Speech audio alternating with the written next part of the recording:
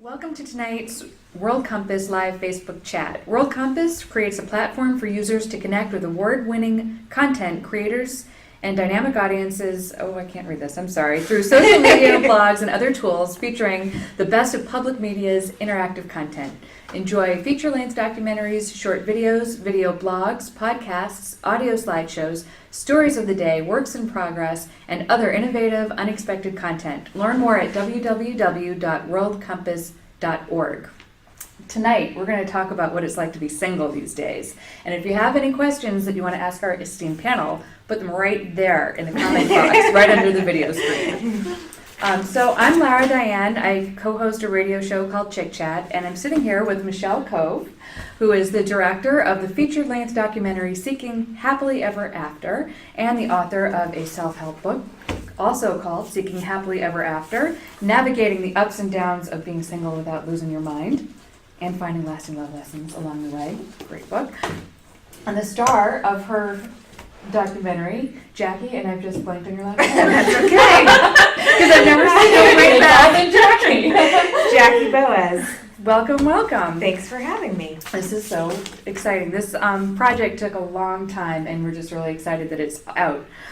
So the first question I wanted to ask you guys, some people say that you need to be married to be happy or fulfilled or to have a complete life.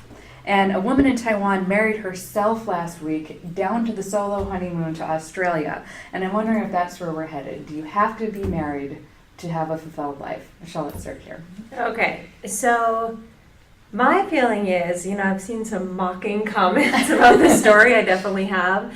My feeling is the whole point of this project is to define happily ever after on your own terms. And so my feeling is if that's what she needs to do to move forward and feel good about her life, then I am completely behind her and I say go for it.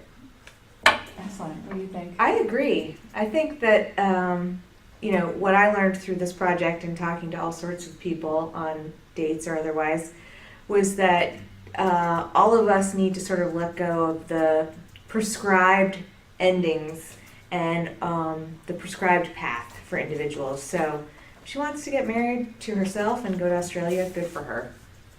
I love the going to Australia part. I think that's what we're really sold on. Did she get married just for the registry? That's what I want to know. That's a really good question. Because what do you do if somebody marries herself? Well, Saturday Night Live said that the best man said it would never last. She was the best man. Yeah. So who knows?